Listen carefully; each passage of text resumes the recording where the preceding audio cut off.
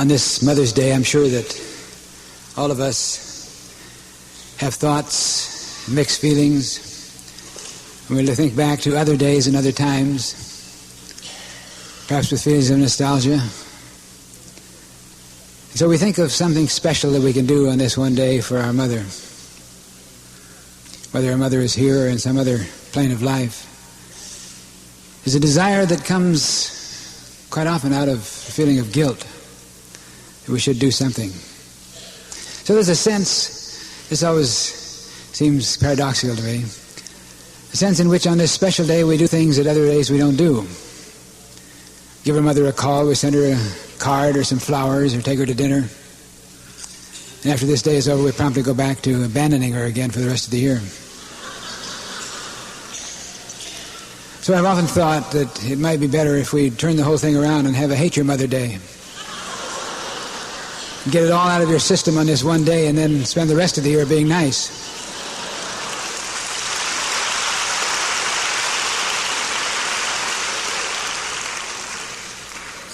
Being facetious, of course, but perhaps there's a little truth in it.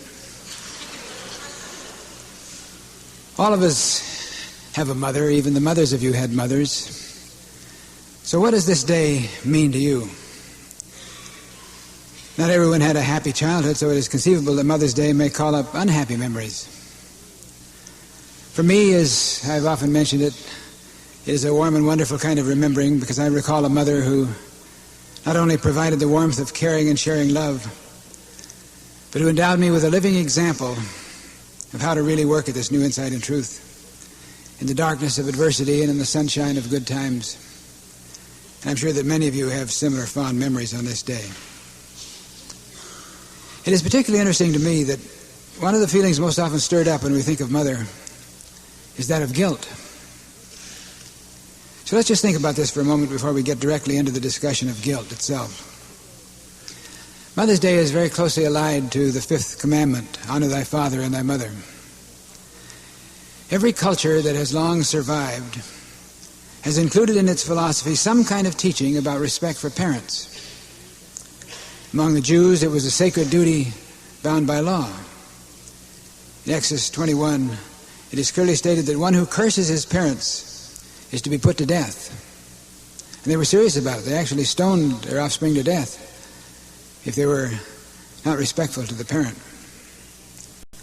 Against this backdrop, Jesus' revolutionary concept is really startling. For he says, if any man comes to me and does not hate his father and his mother, he cannot be my disciple. Hate his father or mother. This was rank heresy. No wonder they tried to put him out of the way. But as in so many other ways, Jesus was being misunderstood because he was speaking figuratively in a personally symbolic sense. We have the example of his own tenderness toward his mother to indicate that he was not really suggesting abandonment of parents. So we have to look deeper into the meanings of the words. The Aramaic root from which the word hate comes means to put aside. In other words, as we would say it today, to cut the apron strings. He's confronting the Godfather syndrome, which exists in most families in a greater or lesser degree. One may be born into a family where the chief training is based on family unity, respect for elders, and blood is thicker than water. He may be so conditioned to this system that he matures and lives out his whole life and never dares to think that his own unfoldment as a person has any place in the scheme of things. Or if he does secretly hunger for a life of his own, he may be filled with pangs of guilt. So Jesus was saying that if you're so attached to your parents or to your own offspring that you let them stand in the way of your own soul unfoldment, your own expansion of your better self, then you're not worthy of the creative flow. Honor your father and your mother and your whole family relationship by freeing each person to his own experience and accept that freedom for himself, for yourself. The word honor comes from the Hebrew root which means burdensome. So it actually means accept the burden of your father and mother. But this, of course, needs to be better understood. For if you deal with your parents in this consciousness, there may be much hidden frustration and bitterness, which may give rise to further feelings of guilt on the part of the offspring, and unreasonable demands on the part of the parent. Have you ever heard this? I am your mother, you owe me respect and support, I brought you into the world, and don't you ever forget it. Jesus said, call no man on earth your father, for you have one Father. You're a spiritual being, and the divine tie always transcends the blood tie. You can never really fit into any relationship, father or mother, until you can see yourself as a child of God, centered in your own divine flow. So the burden is that in a sense you are heavy with child, this divine child of you which is seeking expression, the Christ of your being, the whole creature that you're created ultimately to become. So the fifth commandment says, in effect, respect yourself and accept the burden of the Christ child within you and let it unfold in your experience. It seems to me that one of the great mistakes that we make as parents is that we teach a child to respect his parents at all costs. And I say this is not right. We say, after all, he's your father. She is your mother, you know. If the child is forced to respect someone who is not worthy of respect, then he will eventually lose respect for himself. If the child accepts and respects himself as an integral part of the divine flow, then he will naturally have love and understanding of his parents. But it may well be a mature love based on the honest recognition of failings and the willingness to understand how they've come about. Out of a sense of personal insecurity, parents often hunger for a glorified parental role. They may seek a sense of personal significance in being the center of attention and the seat of authority. A young mother may often talk of making a baby, which can lead to possessiveness with the children, and much guilt if the child does not return out to be physically or even morally whole. I love the thoughts of Gibran on children. He says, your children are not your children. They're the sons and daughters of life's longing for itself. They come through you, but not from you. And though they are with you, yet they belong not to you. Emerson touches on a point of balance when he says that one should not be too much a parent. Not be too much a parent. And a parent should always seek to make himself progressively unnecessary. The child should grow up, we're not saying that the child should grow up without direction or discipline, but that the discipline should encourage him to become who he is, to develop in the way that is natural to his own uniqueness. This takes a lot of growth on the part of all parents to understand this about their children. But let's think a little bit more about guilt in a specific sense. That's what we're about today. In the quest for truth and self-realization, there's nothing about which we may be more confused, nor to which we hold on to more tenaciously, than guilt. We may feel guilty about something we've done or something we've not done. We may feel guilty about some supposed lack in dealing with our parents now that they're old, and our grief is composed primarily of guilt when they die. Certainly massive monuments in cemeteries are more a testimony to guilt than to love. I've often thought facetiously that cemeteries are sort of guilteries. More guilt is demonstrated there than anything else. We may feel guilty over not going to church, and if we go, the preacher may flaunt the commandments before us, evoking an even greater sense of guilt for those which we've already broken. It's not easy to define guilt, because it is such a disorganized state of mind. And one is not always quite sure what he's guilty of. He just feels guilty. And if you have this feeling, it's a signal that should be heeded. You may not know why the guilt feeling is present, but it is present. And it is a consciousness that attracts. Freud had some interesting things to say about guilt. He said that guilt actually precedes the act that you think you're guilty about. That guilt does not come from transgression, but the transgression comes from a sense of guilt. Playmates seem to gang up on the boy who thinks everyone is always ganging up on him. And young people with a sense of guilt are impelled to commit the very acts that lead to even more guilt. In other words, it is consciousness being outformed. A great deal of guilt comes from a sense of self-rejection, a feeling of unworthiness, which is so common among all of us, which is the result of parental conditioning early along in our life. A child may have been recognized when he did something wrong. That's about the only time he was recognized. Otherwise he was ignored. He was almost always scolded and punished, almost never praised and encouraged. Parents should tend to look at themselves in this sense. I watched a very well-intentioned mother handling her child in an airline waiting room. It was a sort of a symbol of the thing that happens to all of us as parents, unconsciously. For the child was full of energy, and he was constantly running here and there and jumping onto people and getting into things and touching everything that was around. And the mother kept saying, you guessed it, no, naughty, naughty, bad boy, bad boy. This went on and on for hours. We were waiting for this plane for a long period of time. It was during a congested period. And the boy was constantly being told how bad he was. In time, the child begins to feel that whatever he does is wrong, that he is really bad. And later in life, he may say to a loved one or to an employer, everything I do is wrong. You've never heard that, of course. And it may be wrong at the moment. But the chief problem is not the wrong or the continuity of wrongs. The important thing is the poor image of himself that gives rise to the infractions that lead to even greater feelings of guilt. The answer is very simple, though achievement is not easy.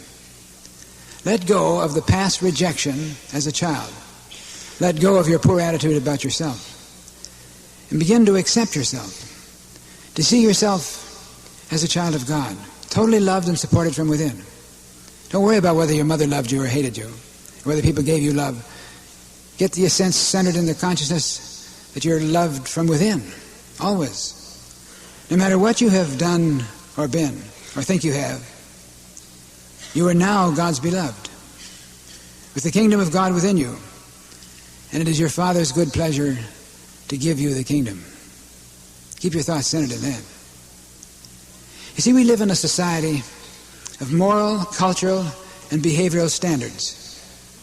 Most of them created expediently by ministers, teachers, employers, and parents. And if you don't live up to them or function within them, you're supposed to feel guilty. It's a matter of caring, we're told. In other words, if you really care about people or things, you show your concern by feeling guilty. It's almost that you have to prove your neurosis in order to be labeled a caring person. It's a crazy system, but we've all been reared in it, greatly influenced by it. If you care about your children, you should feel guilty for anything or everything that you do or not do that you think you should. If you care about your job, you should experience the guilts for every lapse of responsibility. People are telling you should have done that, you know, laying more guilt upon you, or you shouldn't have done that. This being the case, children, parents, employers, educators, and friends are forever subtly manipulating you by laying loads of guilt on you. The child comes in and says, Johnny's parent lets him do it, so you feel that tremendous sense of guilt, which becomes a wedge so that he gets his way. A parent may say, oh, it's all right, I'm used to being alone, you folks go off and enjoy yourself. So they go off, but they can't enjoy themselves because they feel guilty about leaving Mama home. Teacher may say, for one with your abilities, you should be ashamed to have such poor grades. So you go home and you're so guilty about it that you can't even study.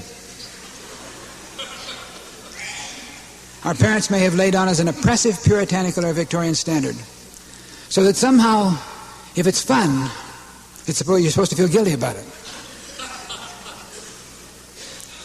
It's unfortunate but true that religions have laid a lot of heavy guilt upon us, outlining the Ten Commandments and the strict morality codes to be kept with drastic punishment, up to and including a fiery place of torment if they're broken. It's my conviction that the Ten Commandments have never for long kept people from wrongdoing, only from enjoying it.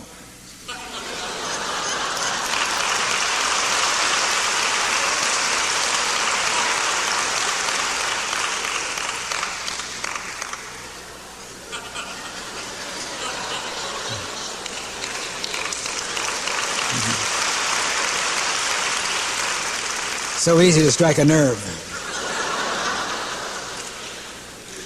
So if we refrain from doing something only because someone, even God, says we shouldn't, this cannot long be a deterrent. This is why Jesus says, many folks have been confused about things like this, he says, if you have lust in your heart, you have already committed adultery. because it's in your heart, it's in your consciousness. So if you've thus already broken the commandment, there's a kind of absolution in it.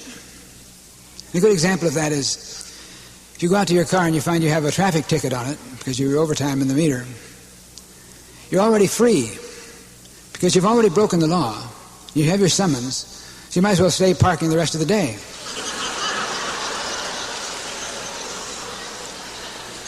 So if we're constantly told that we're sinners, as the preacher does in the traditional church, how bad you are, if you are a sinner, then you're free from restraint. You've already broken the barrier. That's the kind of person you are, so it no longer keeps you from engaging in the infraction, only feeling good about it. Silly, isn't it? This is why I suggest not morality restraints, but what I call meta-morality, which deals with the need to build up a greater sense of self-worth, a greater awareness of divine law, which is self-executing. So there's no need for guilt, only for the constant urge to be superior to your former self. In my book, How to Break the Ten Commandments, I've dealt with this at great ends. It came to me one time when I was giving a talk to a group of businessmen in Kansas City on the title, How to Break the Ten Commandments. This is where the book started. And I got the realization that most of us have been influenced by the Ten Commandments. We were told we should keep the Ten Commandments. And we've kept them. We've kept them locked up in little compartments. We live by the Ten Commandments, much in the same way as a person in New York City in an apartment building lives by a certain person next door. He's my neighbor. You've never seen him. You never talked to him. You don't know anything about him, but he's still your neighbor. You live by him. So we live by the Ten Commandments. So I espouse the theme, the important thing is not to keep the commandments, but to break them. Not to keep them isolated, but to break them down, break them out of the boxes. Get into them, understand them, see what they really mean in a personally symbolic sense. So the book, How to Break the Ten Commandments, deals with this. Breaking down the commandments to understand the inherent reality, to work with the personal need to build a greater self-realization. Guilt is a perfectly useless emotion where you hamper the ability to live fully and productively in the present moment and you mortgage the future. You sit there so often lamenting how bad you've been, fully convinced that it is simply that you are bad, and probably engaging in self-pity because of your inadequacy. And yet not one little bit of your self-limiting guilt will change anything. No one is ever made better because he feels guilty. The past, even 1 moment ago, is done with. It's over. But your guilt is a subtle attempt to alter history, to unhappen things, to wish it were not so. There's a powerful statement by Reinhold Niebuhr, which has been used by Alcoholics Anonymous and other groups, which says, God grant me the serenity to accept the things I cannot change, the strength to change the things I can, and the wisdom to know the difference. You can't change what you did or did not do, but you can learn from it. You can determine to grow through it.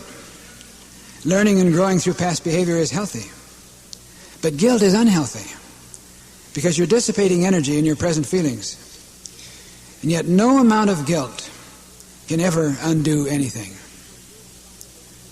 Guilt is actually irresponsible behavior. Because if you spend your time feeling guilty, then you don't have to improve yourself or change. You don't have to make any effort. It shifts the responsibility for what you are or are not now to what you were or were not in the past. And it's so much easier to flay yourself with guilt about the past than take the hard road of growth in the present. Much easier to feel guilty, and you don't have to do anything about it. As I've indicated, it also opens the door to self-indulgence. You see, I don't have to feel guilty. I can choose to work to change and overcome, even to make amends if a wrong has been done. But if I feel guilty, then I'm free to go on overeating, or overindulging, or engaging in weakness. It's almost as if I'm thinking, as long as I'm bad, I might as well be very bad. It's like a little child, but it's so much an influence in our consciousness.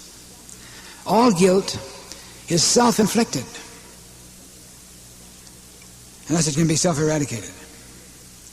We teach ourselves to feel guilty, but we can also choose to be free of guilt.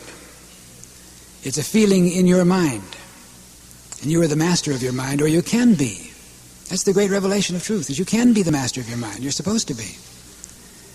In a sense, we need to correct an attitude. You're not a guilty person. You're a person experiencing guilt feelings, and you can choose not to have them, and you should. You can choose to accept the symptom as a signal indicating the need to grow, so you can make a commitment to growth and change. Jesus and John came saying, "Repent, for the kingdom of God is at hand." This means turn away from your limiting thoughts, for the divine flow is present within you. Certainly you need forgiveness. So often a person cries out, "Oh God, forgive me." The thing I hear so often is, if I could only believe that God would forgive me. If I could only believe that God would forgive me. And I always shock people by saying, God doesn't forgive. God can never forgive you, ever, because God doesn't have anything to forgive. Forgiveness is not in God, it's in you. We're told God is love, and God loves you with an everlasting love, never loves you less. You may feel that sense of guilt. You may wish that God forgive you, but don't expect God to do the forgiving, because it's an attempt to get off the hook. If I can feel that my unforgiveness, my feeling of guilt is because God won't forgive me, then I don't have to worry about it. It's not my fault. You have to forgive yourself. Don't engage in this cop-out of wishing God would forgive you. God doesn't forgive. Start yourself with that. Be aware of it. Don't expect God to forgive. Forgive yourself. Open the way to let this everlasting love of God flow into and you through you. Give way to a higher flow of good within. If you get yourself on a higher level of consciousness, and only you can do this, God can't do it for you, the thing for which you're feeling guilty has no further existence. This is what I call instant forgiveness. Instant forgiveness. The moment you accept it and let it flow within you. It flows as instantly as light glows in the bulb when you turn on the switch. But you have to turn the switch. You have to be willing to let go. You may want to do something to make up for what you've done or failed to do, and you should, and this is good. It is growing and learning. But you'll do it out of love, not out of guilt. If you try to make up for something you've done out of guilt, you only lay further guilt on yourself. And all the things you do go for naught. Nothing happens. Actually, one may be more inclined not to do something to make amends when he's feeling guilty, simply because guilt is spiritually a responsibility. You're involving yourself in a cop-out. The challenge of truth is, don't sit stewing in guilt, but start doing in love. Don't sit stewing in guilt, but start doing in love. And remember, your feelings of guilt may serve a good purpose if you listen. They're telling you that you need to do something about yourself, and you can. You need to work for a greater feeling of worthiness. The old religion suggests that you must serve God. It's good, but few of us really understand it. The need is to believe that you deserve the flow of God. You deserve it. You're a child of God, as worthy of the fullness of the divine flow as the lilies of the field. So every time you find yourself feeling guilty, let it be like a red light on the panel, calling you to look up, to rise to a higher level of perception, to let go of the past and experiences of the past, and resolve to be superior to your former self. And then press on to new experiences, new growth, new unfoldment. Remember, a healthy-minded person will never feel guilty. A healthy-minded person will never feel guilty. He will admit to making mistakes, and he will sincerely vow to do better, or to overcome the problems attendant to the mistakes, but without guilt. The moment you lapse into guilt, and you're copping out, you're taking away all the sense of responsibility. You do very little then about changing, because you're guilty. There's heavy weight upon you. Complete freedom from guilt is the hallmark of a truly healthy-minded person. And in this healthy attitude toward life, you are impervious to the attempts of others or of the standards of the world to lay guilt upon you. You refuse to accept the guilt of a person, a parent or a child or a teacher or anyone. You're not going to be guilty. You're a child of God. You accept yourself when you make mistakes and you decide to do something about them without guilt. As Isaiah says, "For behold, I create new heavens and a new earth, and the former things shall not be remembered, nor come to mind." There's a story of Mark Twain's, which I love, where he tells of the jumping frog of Calaveras County. This frog could out-jump any frog around. But one time in a competition, a stranger secretly poured quail shot down the throat of the frog.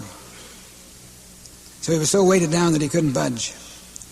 He was beating in the jump contest by a totally untrained frog. In the same way, we weight ourselves down with feelings of senseless guilt. Let go. And as they say, shake the lead out. Guilt is not a natural behavior. It's unnatural. It is a learned emotional response. And you can choose not to feel guilty about anything. So let go. Determine that you're going forward to live a guiltless life, not evading responsibility to do what you should do or make amends for what you haven't done, but committing yourself to learn and grow, not to settling down into the rut of self-guilt. Seeing every problem as a signal which alerts you to look up, to be transformed by the renewing of your mind, thus to walk the high road of personal spiritual growth. Now let's take a few moments now to do something about it. Let's be still. We can talk about guilt, we can joke about it, we can be facetious about it.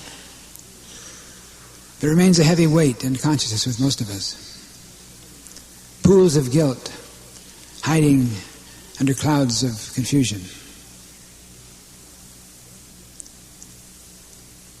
So let's give thanks that each of us has the responsibility and the privilege of releasing that divine potential which can transcend all feelings of limitation. For no matter what you think you are or feel that you have done, you are a spiritual being. You can't change this. Within you is a tremendous potential, and yours is the privilege for awakening to it and giving birth to this divine possibility. Let's center our attention for a moment upon the realization that each of us has the potential to take charge of the thoughts of our mind and the feelings of our heart. You're in command. You're the master of your soul.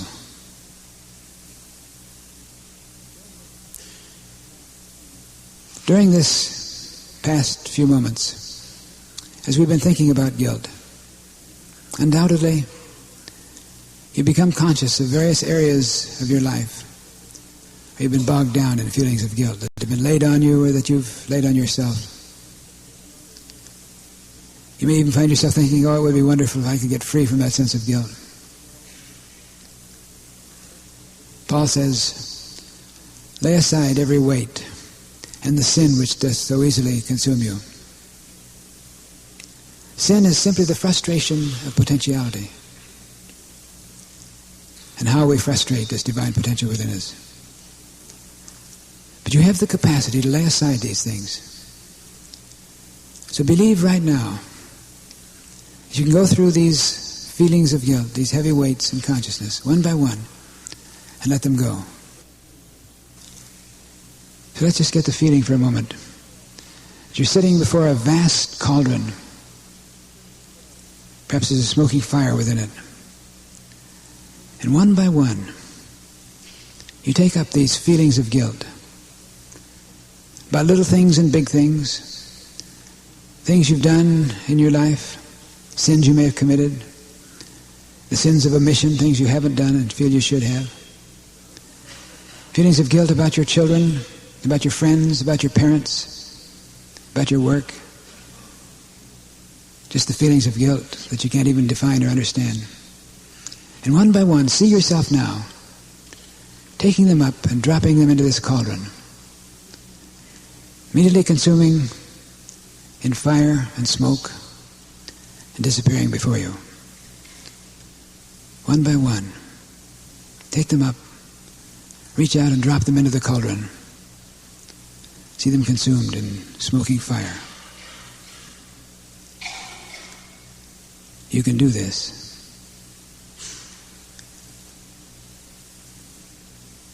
One by one, picking up your guilts, reaching out and dropping them into the cauldron. and see them consumed in smoke and fire.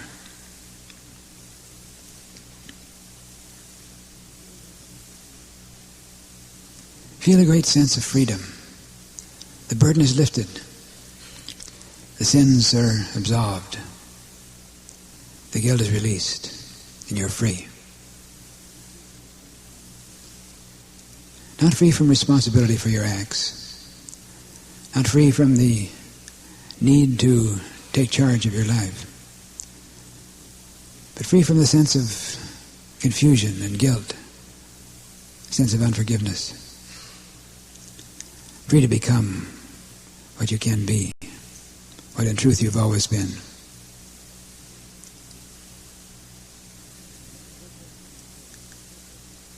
And as we go forth from this place today, let's just give thanks that everything that led up to this moment, everything as a part of the past of our life, is gone. And we're free. We let it go. As Paul says, letting go that which is behind and stretching forward to that which is before, I press on to the high calling of God.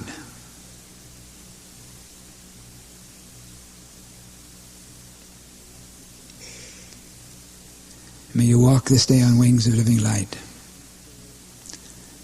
And the next time you step on the scales of human evaluation, you'll feel worlds lighter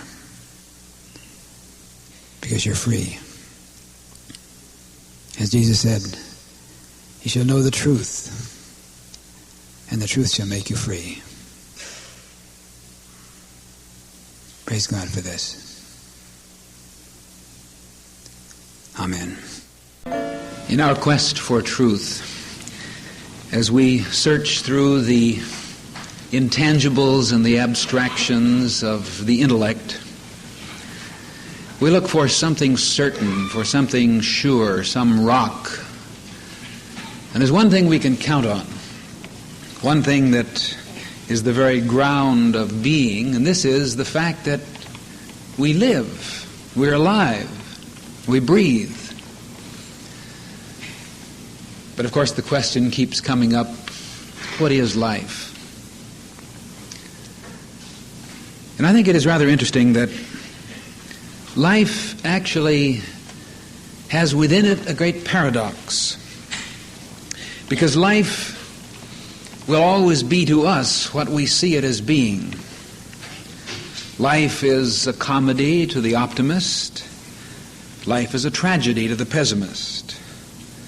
There is always a song for the singer.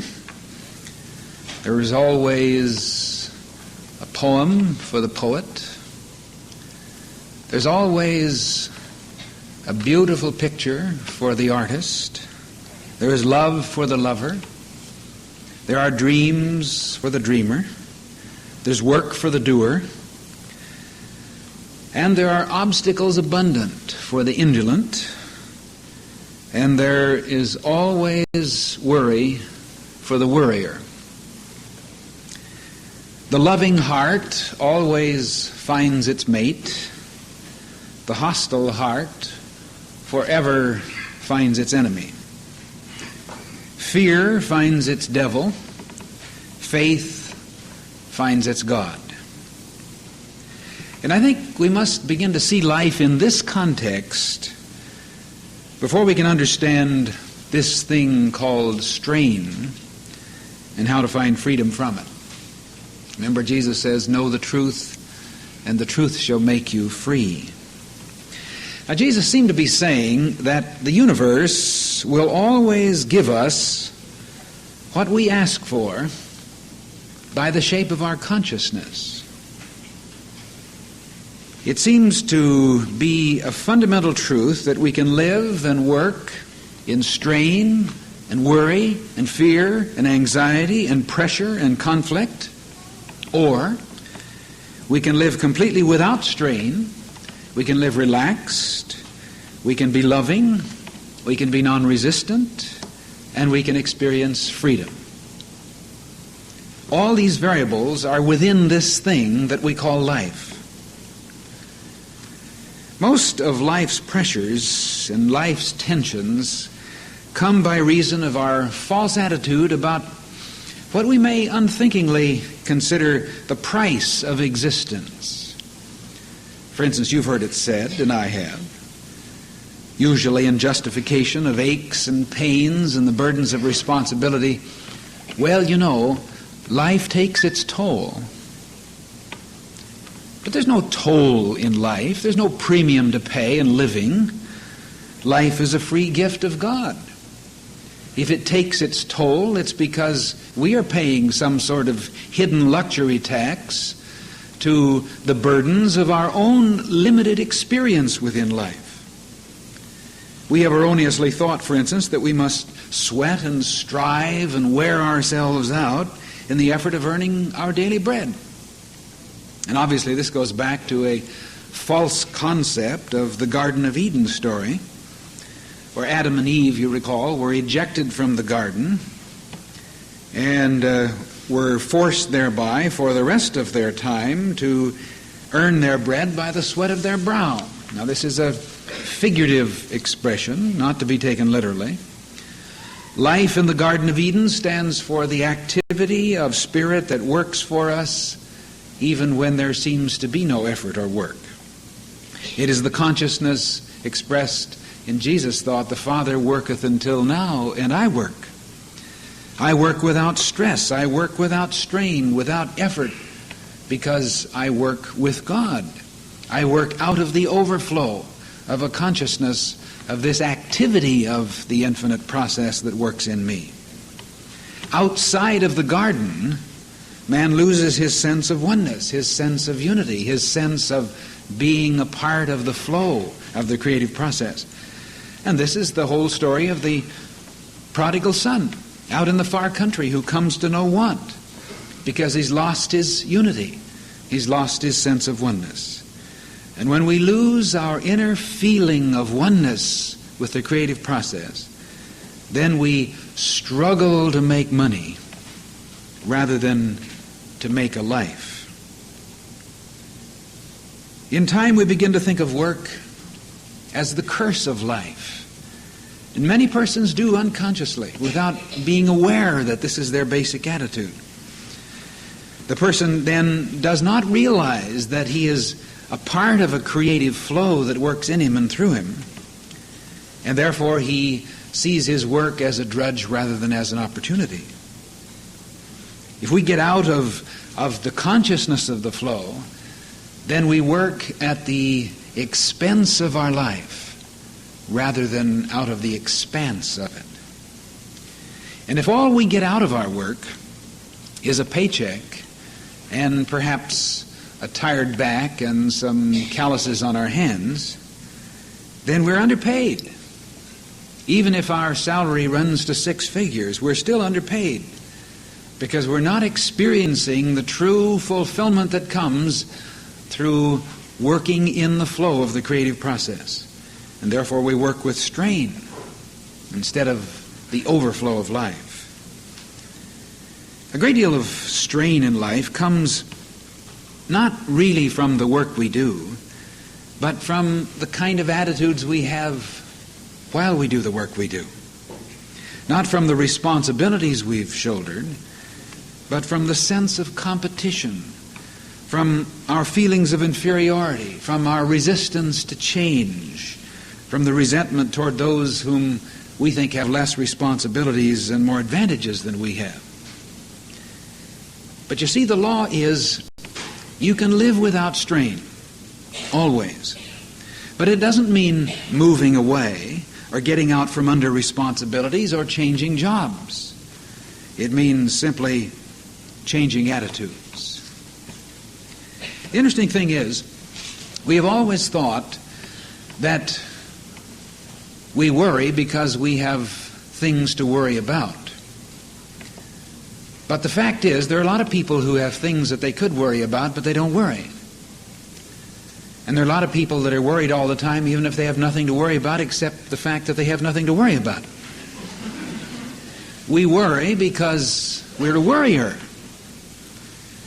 We fear because we're fearful. And on the other hand, we're joyous because we're joyful. We love because we're loveful. Now, this is something that we've never taken quite seriously, but we need to think about it. In other words, it's a matter of spiritual metabolism. That if this is the level of our consciousness, and this is the way we're going to experience things. And we're not going to change a thing by getting away from certain circumstances or trying to correct the outer situations in life. This is like trying to rearrange the shadows in your living room without turning on the light. Now, a great deal of strain in living would seem to come specifically from our problems. And I would like us to take a look at this because I think it's very vital and very fundamental. We need a new insight into the word problem.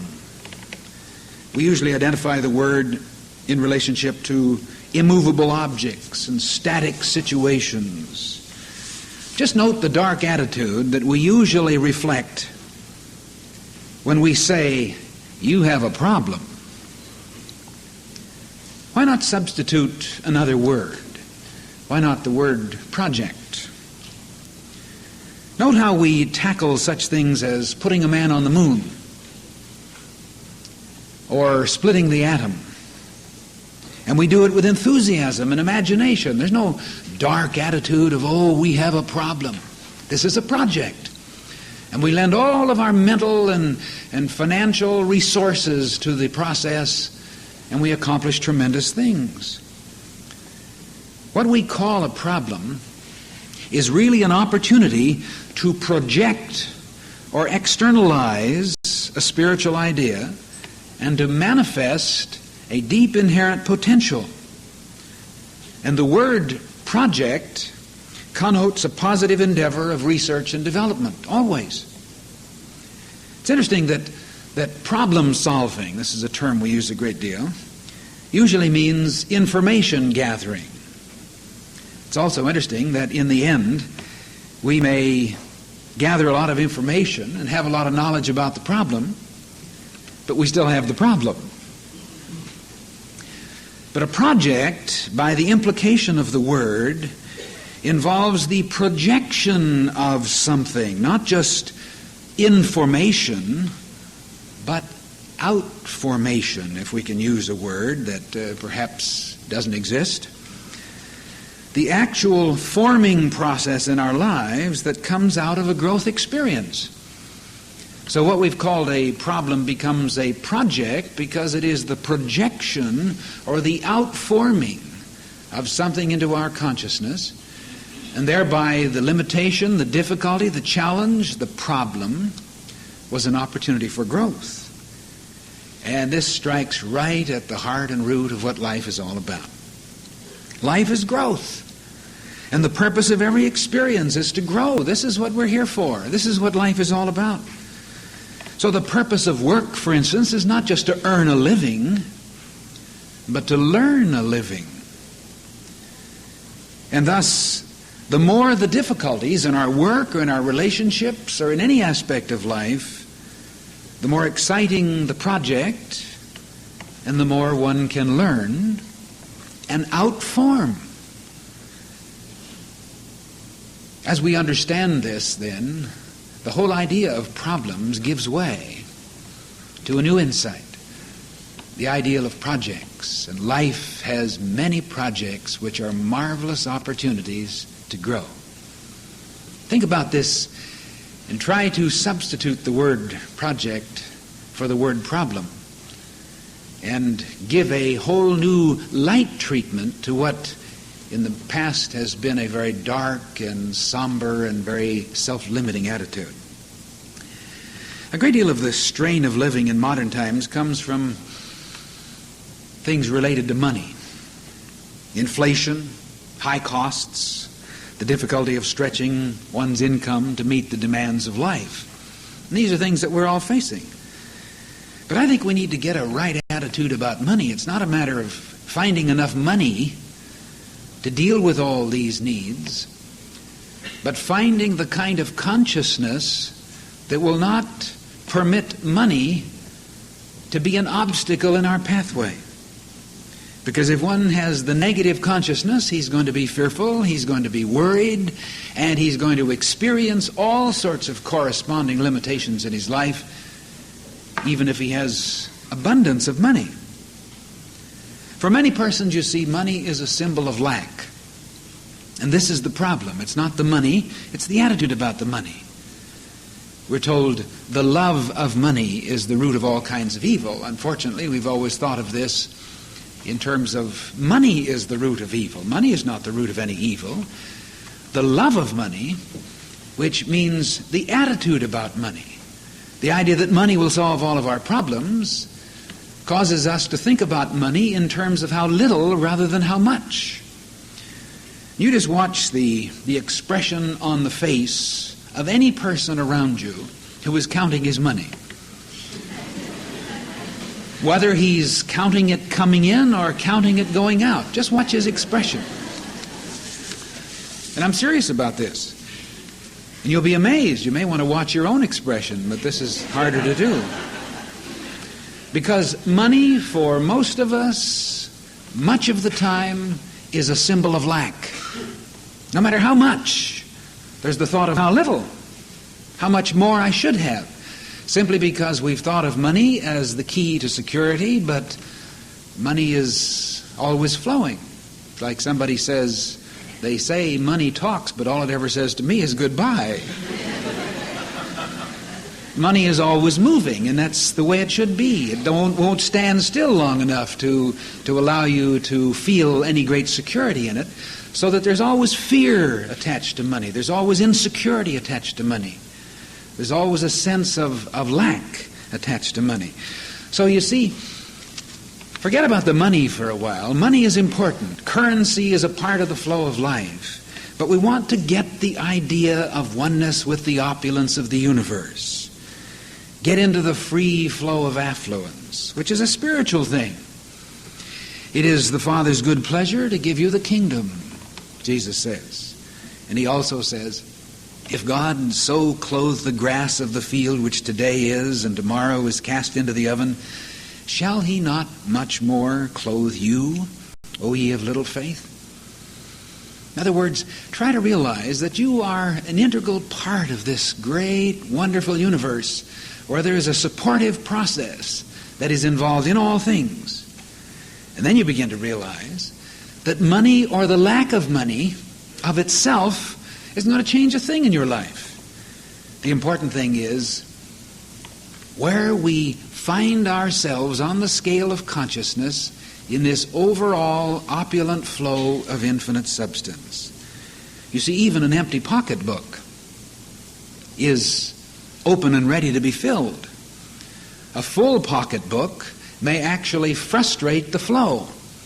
So whether one has an empty pocketbook or a full pocketbook of itself doesn't decide whether you're worried or fearful or secure or fulfilled.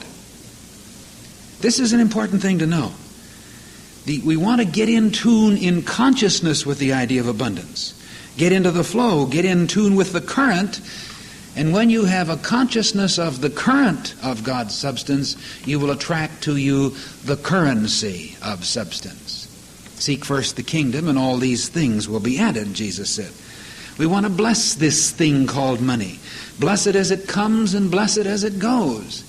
Not with the idea of how little or how much, but with the idea of the flow, the free flow of substance, and see it as an evidence of the affluence of heaven and earth. Another important cause of strain, quite frankly, is the pressure to have things. This is one of the great problems of our day.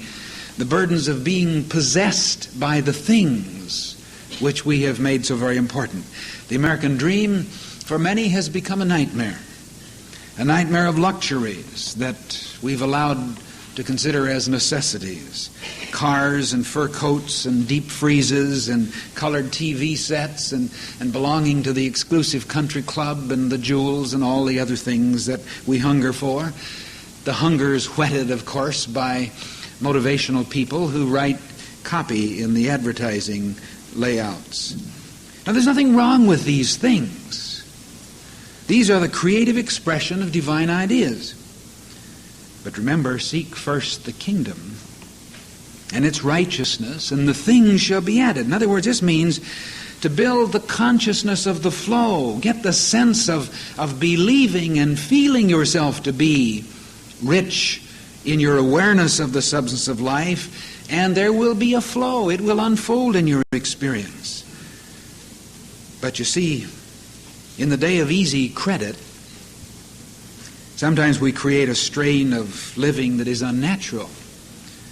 Certainly it's good to know that there is a fundamental law of prosperity and of abundance, and it's marvelous to step out on faith, believing in this flow of abundance, but we must be very sure that we exercise self-discipline and self-restraint so that we understand that we're really stepping out on faith in the infinite process and not simply stepping out on a diner's card or a Macy's charge account. See, a great deal of the strain of successful living in our day is the burden of indebtedness that is unwisely incurred. Credit certainly is a very important part of our American system. But credit without discipline and without good judgment is quicksand and a mighty dangerous road on which to travel. Another problem on the road to life without strain is the burden of time. We race to beat stoplights where we might save 20 seconds, and we dash for a subway when another one will be along in just a few minutes. I think we need to ask ourselves when we arrive home at night, exhausted from the rush and tense from the strain, now, can I actually justify the frantic attempt to save those few minutes by my rushing with some wise use of the added time? If one is really honest, it becomes rather embarrassing. It's like the American engineer who was trying to explain to a native along the right-of-way where they're building a railroad what advantage the railroad would be to him. And the man said, well, now, how long does it take you to take your produce to market and back? He says, well, it takes me about 3 days. Well, when we have the railroad, you'll be able to do it in 1 day. And the native scratched his head and he said, but senor, what will I do with the other 2 days? What will we do with it? The interesting thing is, we have a pressure to save time, and then we have another pressure of time on our hands.